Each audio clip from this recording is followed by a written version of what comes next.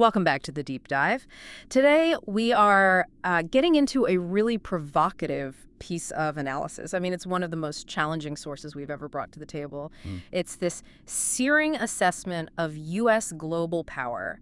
And it argues that a recent, a very overt American military action is, and this is a direct quote, a screaming confession of impotence. Yeah, that phrase alone really tells you everything you need to know about the tone here.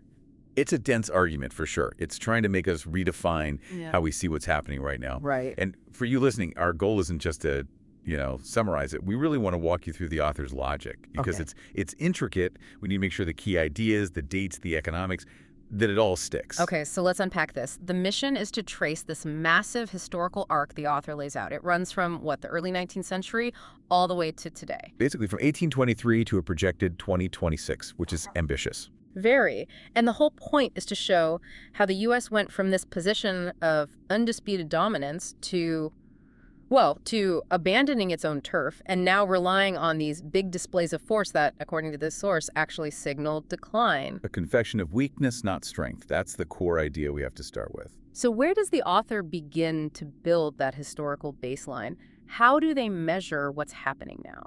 They go right back to the beginning, to 1823. The Monroe Doctrine. Exactly. President James Monroe's America for the Americans doctrine. Yeah. The author sees this as the foundational strategy. It wasn't just, a policy paper. It's what let the U.S. build its power base by basically walling off the Western Hemisphere from European meddling. And that long arc of regional control is what let them rise to become, by 1991, the, quote, master of the earth. That's the term they use. And they spent a lot of time showing just how absolute that regional power was. Yeah. In its own backyard, Latin, Central America. Yeah, and we're not talking about, subtle influence.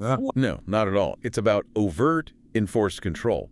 The author gives a whole catalog of examples. Like invading Cuba, Nicaragua, Guatemala, Panama, the Dominican Republic, the Philippines. These were actions taken from a position of total certainty because that regional power structure was just. It was unquestioned. It was the normality of its rule. So we have this picture of a superpower totally secure on its home turf, and then it becomes the sole superpower after the Cold War. But here's the twist in the argument. The pivot. The pivot. The author says that around 40 years ago, the U.S. just walked away. It abandoned its most secure territory. It just seems so counterintuitive. It is. And figuring out why is the core of the analysis. It's linked directly to this huge economic and political shift in the late 80s and early 90s. The Reagan-Thatcher neoliberal revolution. We should probably pause on that because it's a big concept. What specifically about it matters here? Well, what's so interesting is how the source connects that ideology to actual on-the-ground decline. Neoliberalism, in this context, meant this global push for deregulation and, the key part, privatization of public services. So we're talking about states selling off huge assets. Huge. Electricity grids, trains, water, oil, all across Central and South America. These were massive deals that completely rewired their societies. Okay, and here's the kicker. The U.S. is pushing this policy globally, but the source says American corporations were mostly missing from the deals happening in their own hemisphere. A total corporate vacuum. The author suggests a few reasons, but the result was that while the U.S. was focused on, the Middle East and post-Cold War Europe, the doors they'd kicked open in their own backyard were being walked through by other people. By European corporations, mostly. They moved in and just gained this incredible commercial ground against what the author calls the South American Wall. The economic foundation of U.S. power there was it was hollowed out. Which sounds like a massive strategic blunder. The author even calls it a megalomaniacal gesture. So let's break down the reasons they give for this withdrawal. Yeah, we should. It's not just a simple mistake. The source gives three structural reasons why the U.S. felt it could let go. The first one is basically just arrogance, right? Pretty much. A belief in permanent dominance.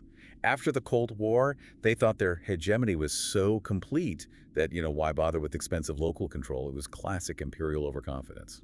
And then there's the tech factor. The military strategy. Right, the development of long-range, precision-guided weapons. The thinking was if you can project power from thousands of miles away, you don't really need all those physical bases in Panama or Nicaragua anymore. A calculation that the author clearly thinks was dead wrong. Fundamentally flawed. And the third factor was all about economics. specifically oil. This is the part about shipping lanes. Exactly. The development of supertankers. Before them, proximity was everything. It was way cheaper to get oil from Venezuela than from the Middle East. But with the new tankers, that price difference just shrank. It shrank dramatically. So suddenly, that tight, costly control over Latin American resources wasn't the economic necessity it had once been. So it's this mix of hubris, new tech, and shifting economics that creates a vacuum for Europe to fill. And that brings us to today, and the author's main point about a crumbling empire. This is the heart of it. A triumphant empire, they argue, doesn't have to shout. It sets the rules, it creates a normality, and its power is just. It's implied. Everyone just complies because they know the consequences. Exactly. But when that empire starts to crumble, the rules don't work automatically anymore. And that's when you need explicit violence. The use of force becomes a confession that your power is being contested. So it's not a show of strength, it's a show of desperation. The confession of impotence. To make this point, the source brings in the Roman Empire. The Pax Romana. Right? They say Rome only imposed the true graveyard-like peace when its authority was totally unquestioned. The author sees current U.S. leadership as just trying to, imitate the confidence of that triumphant past, but in a world that's already changed. That's a powerful analogy. And it leads to this very vivid image of current U.S. actions. The idea that these shows of force, things like kidnappings or renditions, they're actually defensive. It's an inverted logic. If you're truly powerful, you don't need to keep proving it. And the source has this one really fascinating example about oil behemoths. Okay, what do they mean by that? Are we talking about, aircraft carriers? It's a bit broader. It could be the massive tankers, deep-sea rigs, or even the corporate giants themselves, basically the biggest strategic assets of economic power.